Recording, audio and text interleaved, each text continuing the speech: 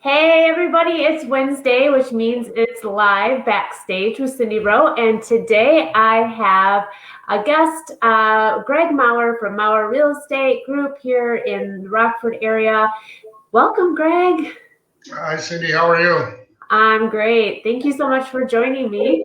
Tell everybody what Maurer Real Estate is if they can't get it from the name. Well, hopefully they can get it that way, but we're a real estate company. We started out with very experienced agents. Now we have agents from the new agents all the way to the very experienced agents we started with. So we do commercial real estate, residential real estate primarily. We can do appraisal, market analysis for you. We work with buyers, sellers, you name it. That's our specialty, I guess you could say. And you're located in Loves Park, right off of Prairieville, correct? Yep, 4174 North Perryville Road, right across from the Rockford Bicycle, next to Jack's Bar. Everybody knows places by bars. And in front of the ice house and the swimming pool. So good spot. How long have you been in business? I have been a licensed real estate agent since 1983, and I became a managing broker in 93. 10 years later, I actually started actively selling in 91. So I'm probably one of the old dogs in the business. 30 years. This is my 30th year as an agent. So.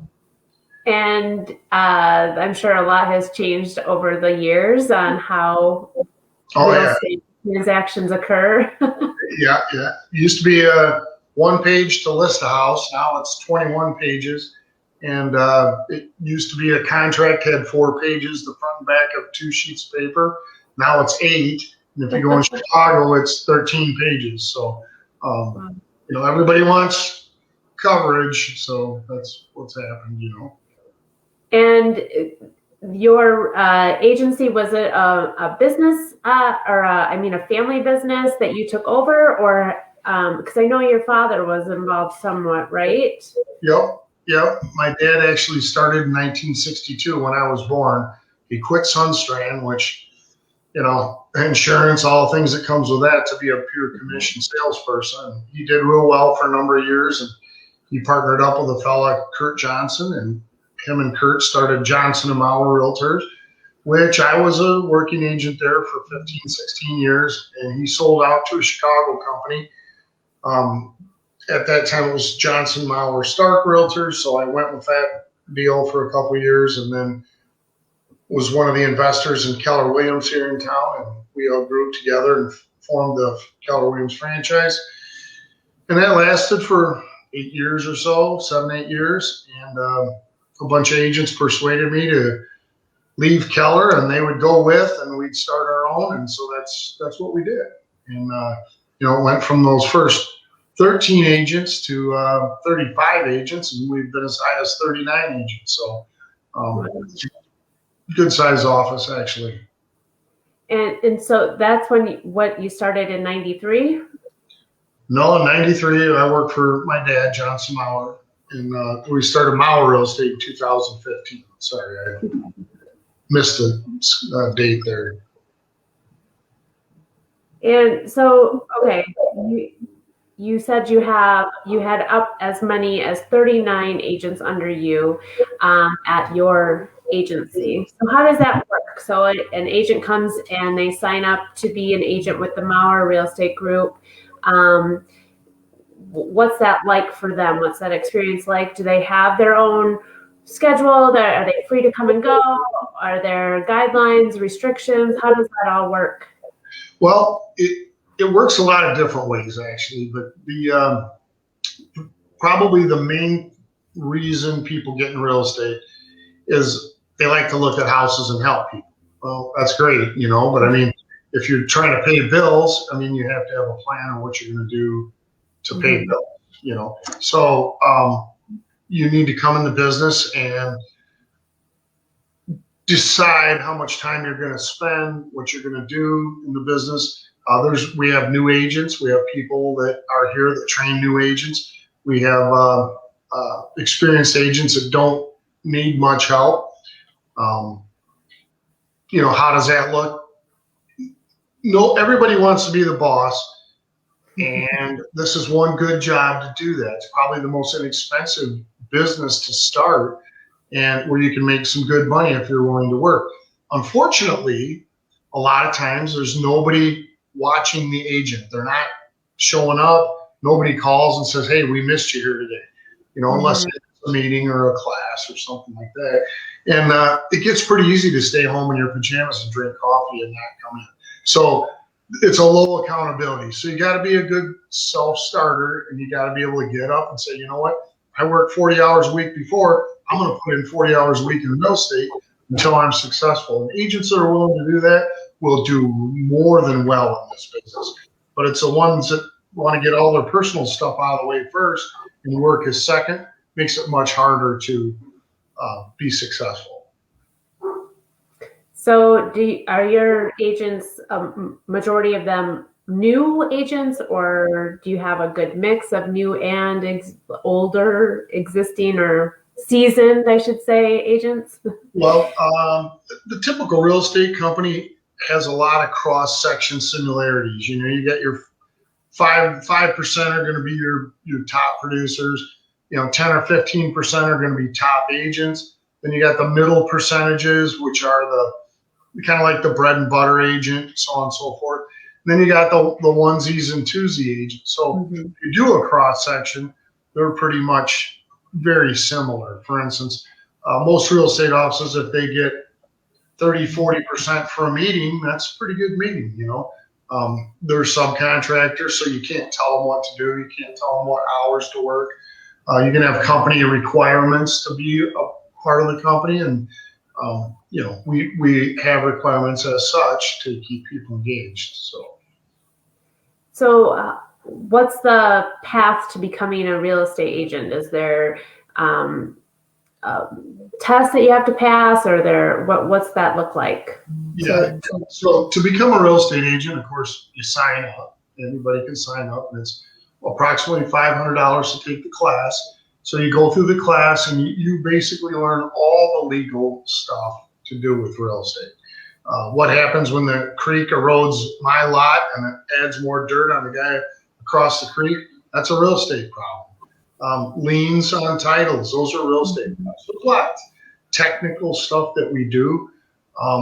Once you're out of that class, then you have some orientation that you have to take from your local board of realtors. They teach you a little bit more of the day-to-day stuff. And then you're pretty much licensed in the state at that point, and you're a member of an association.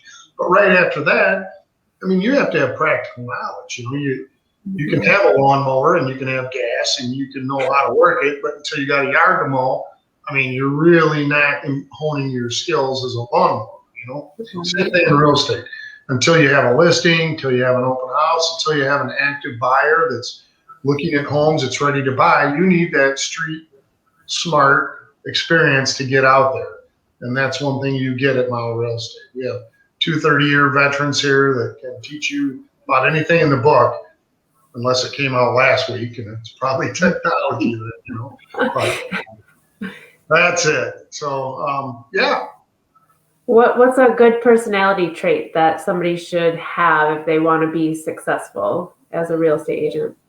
Well, being able to talk to people quickly and easily and comfortably is real important, because that causes customers to be comfortable with you. So that's good. And then some drive, being able to get out and push a little bit. Nothing happens on its own. If the car's not running, you push it, and then same thing in real estate. You need to get out there, and you need to find out where these people are buying and selling. At any given time, you can walk into a restaurant, a bar, a business. There will be 20, 30 people there, and you can bet that there's people sitting right there that are buying real estate, selling real estate, buying a brand new $60,000, $80,000 vehicle. So there's money moving everywhere. You just have to find out where it's at and where you fit in with that and what makes it comfortable. So I'm sure you've had some awesome stories throughout the years. some great transactions, some horrible. Give us a little insider's view of a day in the life of Greg. Well, there's lots of different versions of that. Let me just say that up front as a little bit of a disclaimer. But people, a simple one, people tell you that, hey, we want a ranch house. You show them every ranch house in their price range. They call you at 4:30 on a Sunday afternoon and say, man, we found this house on an open house and we just love it and we want to put an offer in. So you look it up, and it's a ranch, or it's a 2-story. They love this 2-story. We've been looking for months for ranches, and we've passed up a bunch of 2-stories. That's crazy ones. The day of the final walkthrough, somebody says, oh man, that puddle wasn't in the backyard when we bought the house. Yeah, I understand that. But it rained 4 inches this morning at 5 a.m. I mean, that's a leftover puddle. Well, when we didn't realize that water might be a problem in the house, we don't want to buy it. And I'm like, you know what? These people have moved out. They've made an offer on another house. Those people have moved out. They've made an offer on another house. And you're telling me that you're not going to close. So the next one, and the next one are not going to close. Wow. Yeah. And that all at the last minute. And, at some point you have to say, you need to consult your attorney because this probably isn't going to go real well at this point, So those are some crazy ones.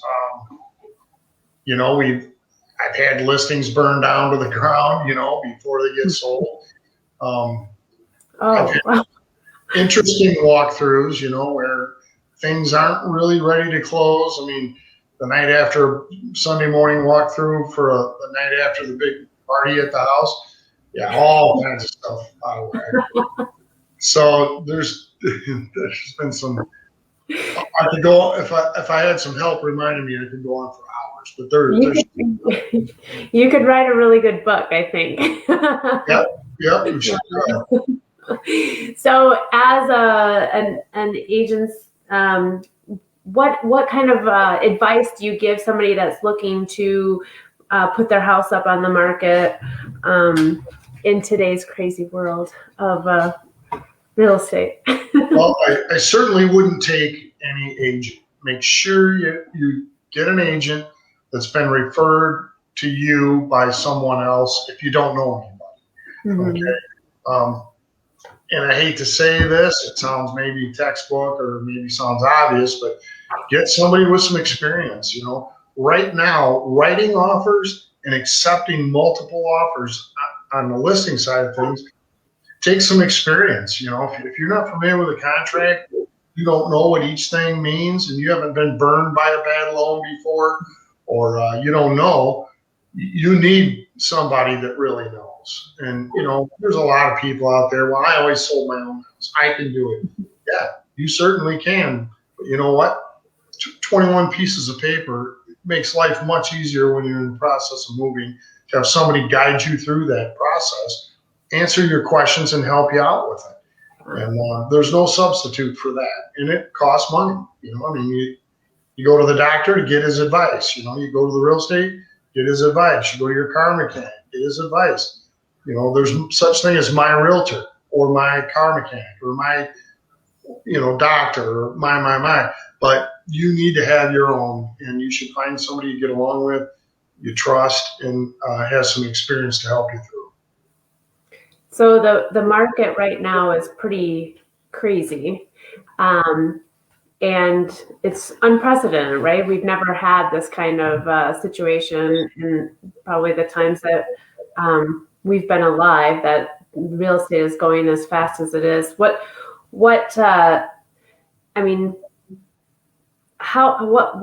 like for you as an agent? Like, is your life insanely crazy right now? Do you get to sleep? Well, basically right now, the way things are, if you represent a seller, you put the house in the market, you basically spend the next 24 to 48 hours on the phone with the seller talking about what's going on, what's happening with the house, a lot of questions, a lot of activity. Currently, I'm telling sellers, you might as well go somewhere for the weekend. Go up to Door County, go to Madison, and just get a room, stay out of there for 48 hours if you can, because it's going to be a merry-go-round. I mean, it's that busy. If you're a buyer's agent, we used to talk to our buyer and say, yeah, you got 4 houses you want to see. Let me get them set up. How's tomorrow night work? How's Friday work? And that was all good. Now you get a call. Hey, I saw this pop on the computer at 11 o'clock. I'm on my lunch. I got an hour and a half. Can I go see it before 1:30? So you're looking at, you can't hardly even schedule them. You look at your watch, you say before 1:30. When do you want to go? Well, the only other time what other time's good? 5 o'clock when I get out of work. So you go there at 5 o'clock, there's a line of cars down the block, people standing in the front yard, the backyard, the side yard. And you get in there and you call the agent, and the agent says, man, I got 2 offers already, do what you can. And of course, that's the point when if your people really like the house and you have to step in and write an offer, that's where experience is going to come in. You have to know, the difference between loans, different kinds of loans, how important earnest money is, how important is the inspection, how clean is the house, should we waive the appraisal? I mean, there's a lot of different things that need to be considered right now that we never really, really paid attention to in the past because you'd have one offer. You kind of worked with what you had. Now you have lots of them. So.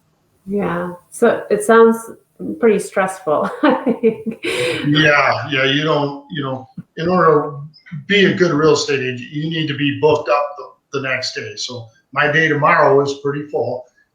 My day Friday is about half full right now. And somebody calls up and says, hey, I want to go see a house now. It's pretty hard to do. It's tough to flip over that quick, change appointments and move out to go see them. But we're doing it, Yeah, always on your toes.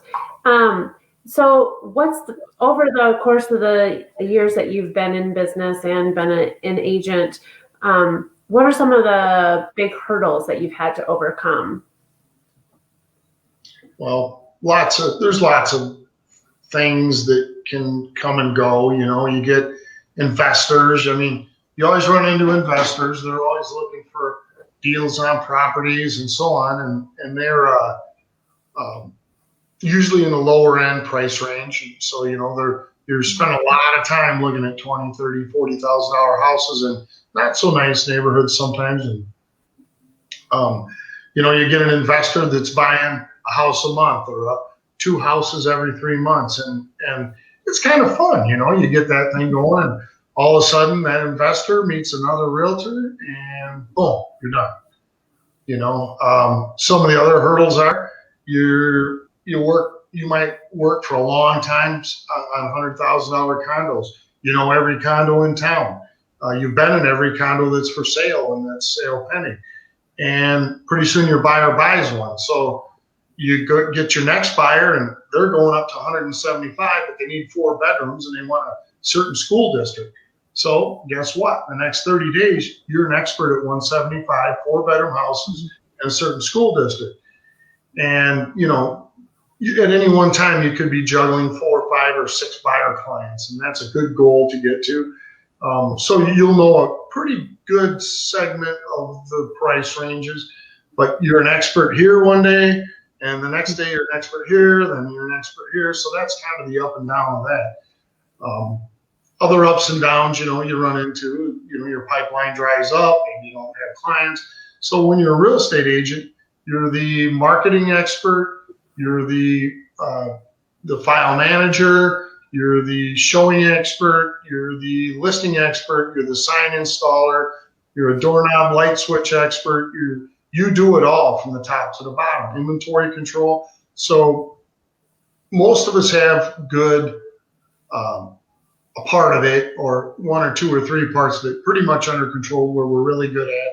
Then there's parts of it we don't care for or we're not so good at, which those of you that have a regular 8 to 5 job, you can understand what I'm saying. There's parts of it you don't like or do as well at. So, you have to decide how you're going to manage and handle that. So you can get so busy above about 36 houses a year, you pretty much got your hands full, Wow.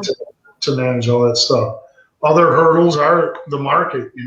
Prior to 2006, people would come up and they go, hey, how's the real estate market? You go, oh, the market, yeah, it's good. It was always going up 2-3% a year. Well, all of a sudden it went down 3% a year. And the next year is another 3, 4, 5. Then another 3, 4, 5. So, you go from making 50 grand or 100 grand or 150, whatever you're making, down to $15,000, $20,000 in a matter of 2-3 years. It's a pretty, it's an awakening, I mean, you have to learn to cut back, I mean, you go to dinner and you have the steak and the tail. When you get in that situation, you're at Taco Bell getting the bean burrito special. Because there's no money. You have to keep the ball in the air. So. Yeah. So you're kind of in charge of your own destiny, being an agent. Like, however hard you want to work, how determined you are, really will show you how successful you can be. Is that correct? That's correct. And the old adage, the harder I work, the luckier I get. So that pretty much holds true in real estate. Yeah. So how do you define success? I think success, if you can go home at the end of the day and say, you know what, I put in 100% today, 95, 98, whatever you're able to do, as long as everything you were working on, you're working towards, you've accomplished it, I think you're successful. And success isn't just real estate or your job. I mean, you got your family, you got your spiritual, you got your physical, your health, you got and your job. There's 4 or 5 different categories where I think that if you can call success is a certain amount of success in each one of those at any given time. And those ebb and flow too. Job might be going well, but you don't have any time to get to the gym, right? So as long as you're fulfilled in those areas, and they say those 4 or 5 areas, you should have coaches for those areas and people holding you accountable to keep you on your best performance track. What's the biggest piece of advice that you've received? For real estate? For anything. Well, I don't know. I mean, one for real estate, my father once told me, I had a new construction company and we were doing good, cranking out, I was doing 70, 80, 90 transactions a year.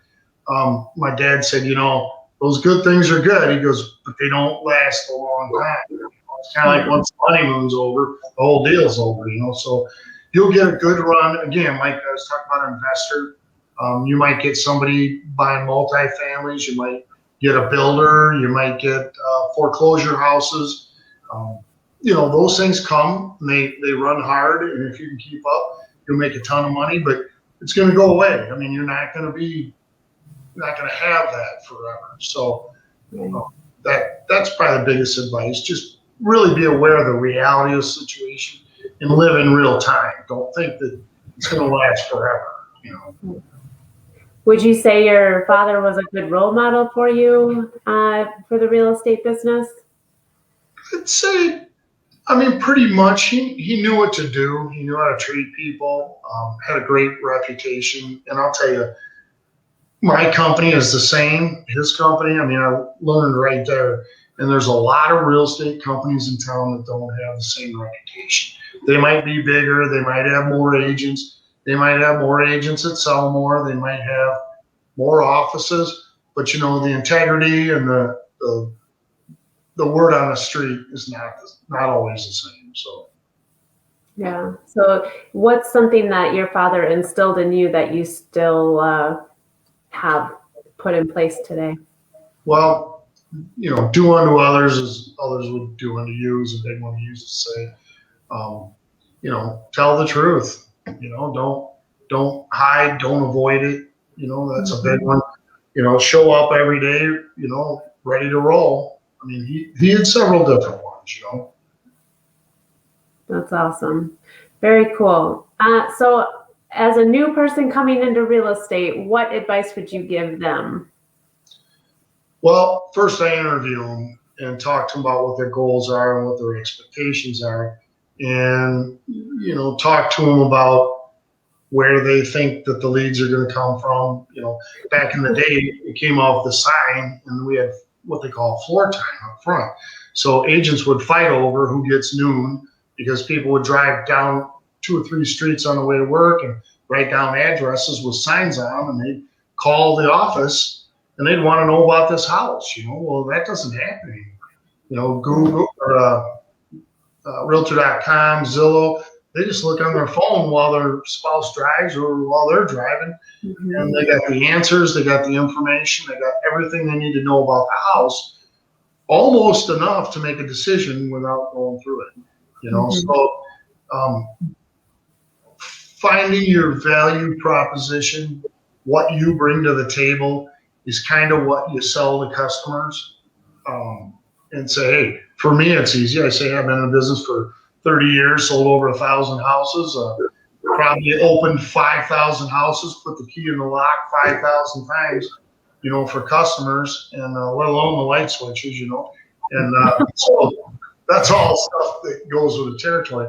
And you can answer lots of questions when you've been in business for a while. So for new people, just plan on working, show up, do anything. Ask questions, get out there, find out where those buyers and sellers are, and don't be afraid to ask for business. You're not groveling. Who can you think of that would like to buy or sell some real estate, Cindy? I just sold. Well, I'm sure you've been talking to all your friends at work about, your real estate transaction. So you must have heard from some other people thinking to move. Oh, I'm sure. And I will definitely pass along your name for sure. Yeah, that's good. Well, if you get their name and you think I can give them a call, I'd like to do that too. So anyway, so that's what I do on the day-to-day basis with every new face I run into. I love that. Yep. Yesterday I was in the room with 5 people and I didn't get a single lead. But you know what? I asked them all. So that's just how you keep things, the pipe full. You're planting the seed too. So maybe they don't need it now or not thinking about it, but whenever they do, then they're going to think of that conversation. So. Exactly. And I really liked how you talked about the value proposition. And I think that's something that I talk to businesses about, knowing what that is. And everybody's like, well, we have great customer service. Well, that's what everybody says. So what sets you apart? What is it that you have that you can bring to the table? And I like how that's something that you ask about new agents, because they might not be thinking of that, and I really think that's a smart thing to plant in their mind going forward, to think how they can push out themselves, almost create their own personal brand of what they're going to be like as an agent. So that was very cool. Now, we are close to the end of our show. It's almost 2:30, so it went really fast. But at the end of the show, I like to give my guests an opportunity to pitch their business. You can tell them where to find you. You can tell them all about what you do, the services that you provide, and then we'll call it a day. So back to you. Tell everybody what it is you do, where they can find you, and all that good fun stuff. All right. Well, Maurer Real Estate Group, of course, you can find it online, Google. We have a social media person that takes care of our Facebook and Instagram. You can find us there. We're at 4174 North Perryville Road, again, right next to Jack's Bar and Restaurant, across the street from the Rockford Bicycle Company. Our phone number here is 815-977-7411. Again, 815-977-7411. You can give us a call if you have questions or any other concerns. You want to talk to me directly. It's 815-509-0856. That's 509-0856. So, feel free to give us a call. It costs nothing to talk about real estate to real estate agents. Um, our knowledge is here to help you. So basically, during a transaction, we take you from this knowledge, we take you all the way up to you're very educated on the process. And after the transaction is done, you go back down. Years go by before you buy a house again. So just having someone there to familiarize you with the process and everything that's going on surely makes it easier to sleep at night. So call us for your help. Call us for your questions. I can probably answer any question you have. If not, I can have an answer in minutes. So certainly give us a call. And I want to say thank you publicly, I guess, for helping me with my recent real estate transaction. I put my house up on the market, and within 48 hours, I had 4 offers. It was crazy. I felt like I was annoying you, but I knew like I had so many questions, and I was thinking of the people putting in the offers, and I just wanted to respect them. And it was nerve-wracking. I was excited and nervous, but all in all, at the end of the day, I hired you for a reason. That's because I trusted you. And I just needed to be talked down to, like simmer down, relax. The tree, come down. Everything's going to be okay. And you really did that. And it's been a great process. We're not done yet, but I am thrilled with how it's gone. And so thank you very much. I put my trust in you, and you did not let me down, and I appreciate that so much. Yep. Testimonies are the main thing.